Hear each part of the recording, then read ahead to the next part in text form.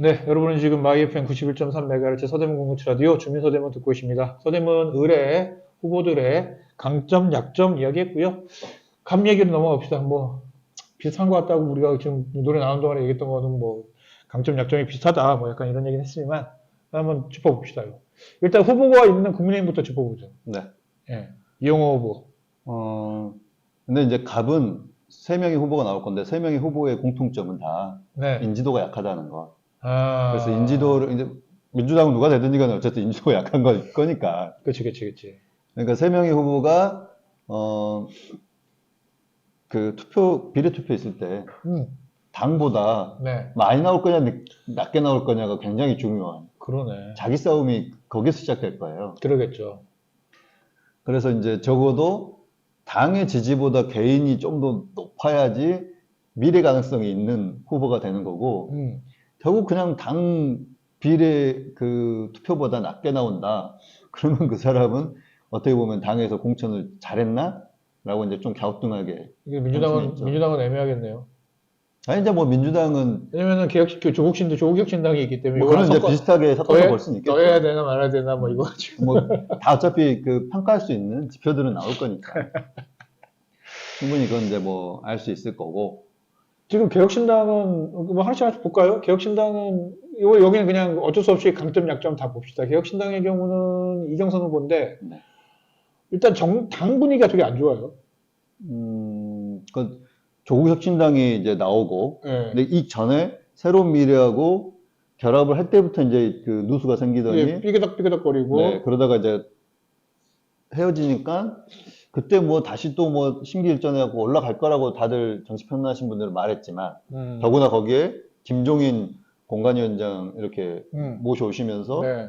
더 이렇게 높아질 거다. 이제 다시 반전의 계기가 삼았다 했는데 그런 거 없어요. 그러니까 반전이 없어서 지금 오늘 아침에도 다른 뭐 이렇게 저기 시사 프로그램 들으면서 이렇게 제가 들어봤는데 이렇게 다 위로해주는 분이. 그렇죠.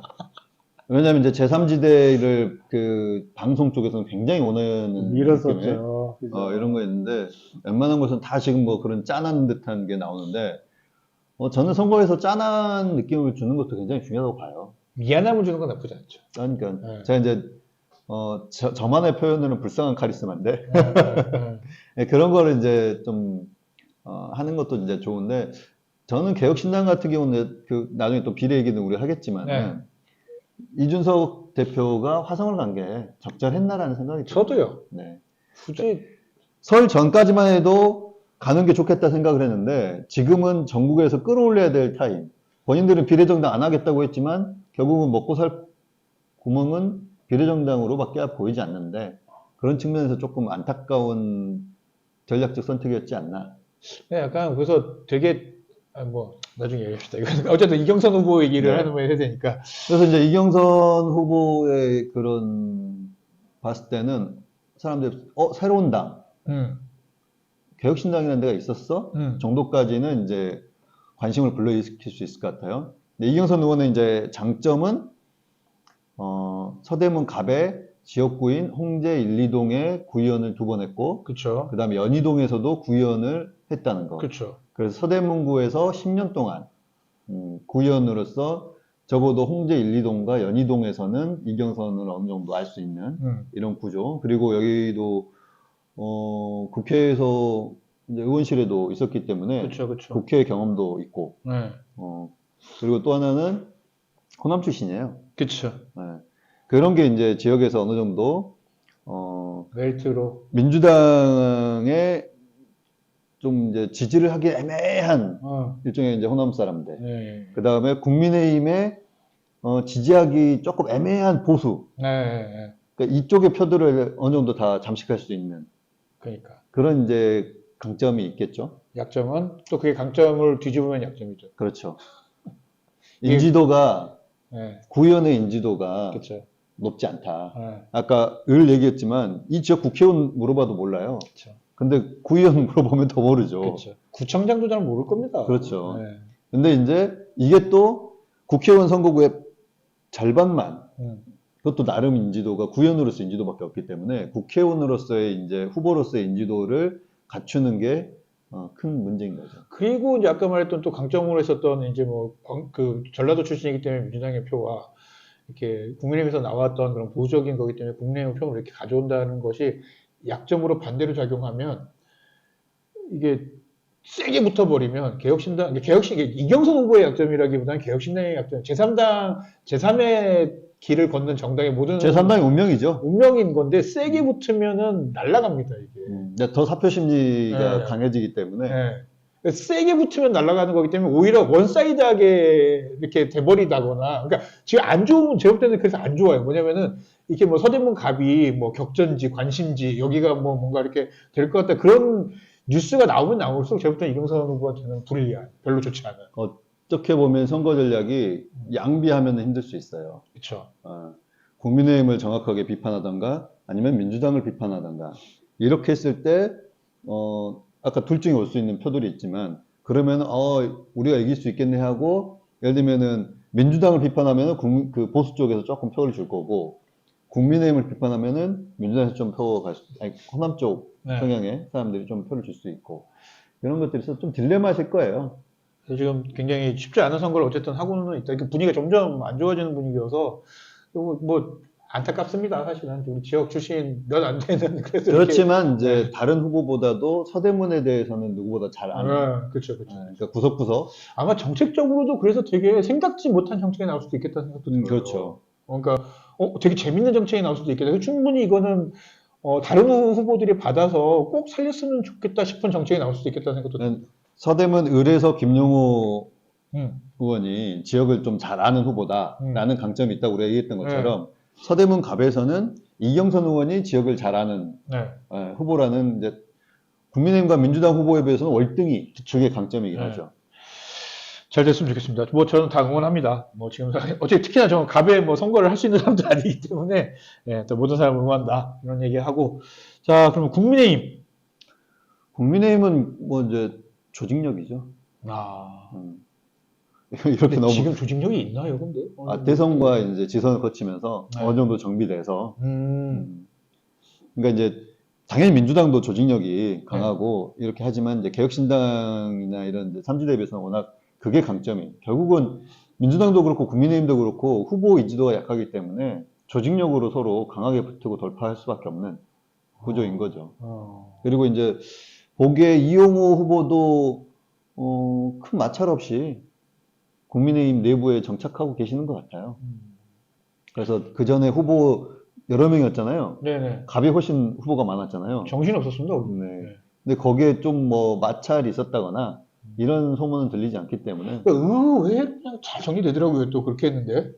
보면서 와 이건 또 누구의 능력인지 모르겠으나 이혁군과 캐비넷이 밀지는 모르겠지만. 그러니까 대단하다. 그러니까 이게 갑을 다 와 정리가 저렇게 잘 되는 거 보면서 이거 뭐 괜찮네 훌륭하네 약간 이런 생각이 들어요. 왜냐면은 이제 좀 그 일종의 네임드가 있고 그다음에 선수가 있는 분들이 오셨기 때문에 그런 것 같아요. 그래서 이제 이용호 후보 같은 경우도 이분도 이제 호남 출신이죠. 전라북도죠. 네. 그래서 이제 이경선 후보가 가져갈 수 있는 호남표에도 어느 정도 좀 한계가 있을 수도 있다. 이제 전라북도의 남원 임시를 뭐 지역구가 아마 이러셨을 거예요. 그렇죠. 여기에서 이제 2번 당선되셨는데 지난 대선 때 국민의힘이 이제 입당하시고 그렇게 한 다음에 이제 마포 갑에 아마 서울에서 이제 거주하셨던 곳이 이제 마포 갑인 것 같은데 마포 갑에서 당의 요청으로 뭐 그 실내막까지 모르죠. 어쨌든 그렇게 외부적으로 말씀하셨으니까 당의 요청으로 서대문 갑으로 이제 출마를 하시게 된 거죠. 이게 또 지금은 또 이 약점이 있는 거죠. 마포 갑 준비하다가 서대문 갑으로 뭐 때문에 온 거냐라는 것에 대한 질문을 준비해야 되는 거죠. 그렇겠죠. 그리고 서대문 갑에 대해서 스토리가 되게 이제 진짜 잘 만들어야 되는 스토리를. 근데 이제 그게 약점인 거예요. 서대문 갑과의 인연. 그러니까. 여기서 이제 하셨던 말씀이 첫 데이트가 신촌이었다. 그거는 좀 이렇게 얘기하면은 정말 좀 그렇죠. 사람들이 다들 그건 아닌데. 네.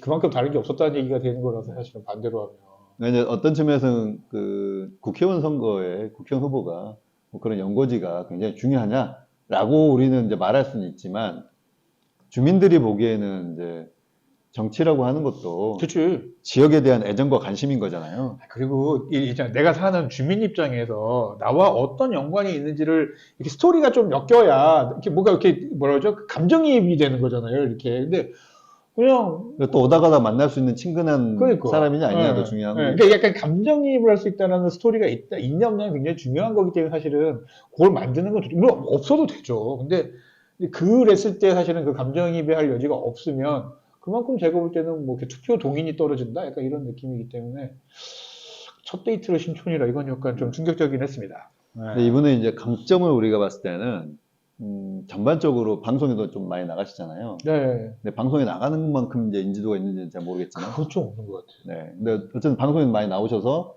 그런 이제 현안을 짚는 거 보시면은 되게 온화한 편이시라는 생각이 그러니까요. 예. 들어요. 관계를 이렇게 할 때 사람이 모나지는 않는 느낌이라는 네. 그런 느낌. 뭐 인상도 그렇고 네. 어떤 정세를 풀 때도 그렇고 예를 들면 윤 정부 실정에 대해서 비판받을 때도 인정할 건 인정하고 좀 온화하게 풀어내시려고 하는 스타일은 있다. 그렇죠. 그리고 이거는 미뤄 짐작하는 강점입니다. 남원 임실이라고 하는 곳에서 제 기억으로는 이건 뭐 기록을 정확히 봐야겠지만 국민의당으로 한번 당선되시고 네, 맞아요. 무소속으로 한번 당선되셨어요. 무소속이에요? 그건 네. 모르겠네. 예. 그러면 이제 소위 말하는 민주당 텃밭이라고 하는 곳에서 민주당 아닌 걸로 당선이 되신 거잖아요. 그쵸. 아닌 이제 당과 무소속으로. 예. 그렇게 했을 때는 이분이 갖고 있는 뭔가의 선거적 능력 혹은 매력이 있다고 보여질 수 있죠. 그게 이제 지금 서대문 갑에서, 왜냐하면 남원 임실은 본인이 쭉 자랐던 고향이고 하다 보니까 그런 데서 이제 나타나는 좀 이제 장점이 있을 수 있지만 전혀 아닌 곳에서의 그 장점을 발휘할 수 있겠느냐, 그런 측면이 있기 때문에. 맞네요. 국민의당으로 한번 하고 무소속일 때 한번 했네요. 네네. 네. 그래서 이제 무소속으로 됐다는 거 대단하네요, 사실. 그렇죠. 이제 그런 이제 강점이 서대문 갑에서 어떻게 발현될 거냐. 발현이 돼야 될 텐데, 그게. 그렇습니다. 자, 그 다음에는 이제 민주당. 누가 될지는 모르겠으나, 민주당의 강점은 어쨌든 전체적인 주목도를 높였다. 이게 좋은 영향이든 안 좋은 영향이든 간에.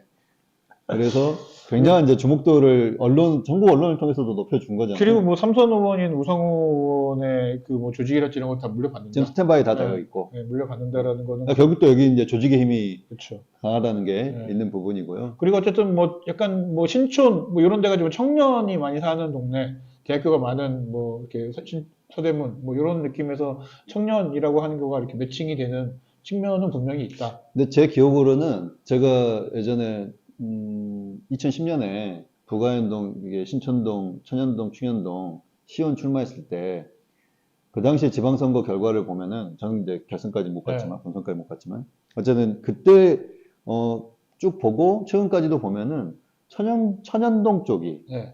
전통 쪽으로 조금 진보 개혁적인 아, 그래요? 쪽에 표를 많이 주시더라고요. 그래요. 그러니까 서대문 가면 재밌게 연희동 하면 약간 보수적인 동네 그치. 란 이미지가 있고 네. 천연동 쪽에서는 좀 그런 표가 많이 나오고 신촌 신촌동도 약간 보수적이지 않습니까? 근데 신촌동은 사람들이 늘 생각하기에 여기는 사람도 별로 안 살고 네. 투표도 좀 안 할 거다 그러는데 신촌동도 한 2만 명이 넘게 주민들이 사세요. 그쵸, 그쵸. 여기도 이제 투표율이 그렇게 낮지는 않기 때문에 그런 부분이 있고 홍제 1, 2동은 이제 조금 더 서민적인 그런 분위기가 있는 곳이긴 하죠. 그런 지역적 특성들이 잘 어우러지고 거기에 맞게 어떻게 공략을 하냐도 필요한데 지금 이제 최종 후보가 어떻게 결정될지는 모르겠지만 두 명은 어쨌든 이슈에 민감한 거기 변호를 하고 있는 변호인들이기 때문에 그쵸, 그쵸, 그쵸. 그런 이슈를 가지고 조금 더 앞서 말했던 윤석열 정권 심판 프레임에 더 강하게 대변될 수 있겠죠. 네. 그래서 자기를 좀 더 특화시킬 수 있고 어떤 후보 같은 경우는 아마 되면은 전국에서 도와주러 올 수도 있지 않을까라는 생각이 들어요. 그러니까. 요즘 커뮤니티 네. 민주당 계열 커뮤니티 계열 보면 완전 터지고 있던데 그 지지가 이제 높아지고 있던데 이제 그런 측면이 있는 거고 그 또 다른 이제 어떤 사건의 변호인 같은 경우도 이슈가 지금 큰 거잖아요. 그러니까 그쵸. 군대 좀 갔다 왔다는 사람들이 지지를 많이 하더라고요. 이제 해병대 출신의 검사 출신의 변호인이고 네. 이번에 이제 호주 대사라고 하는 이종석 네. 대사 보내는 것도 굉장히 이슈가 되고 있고, 네.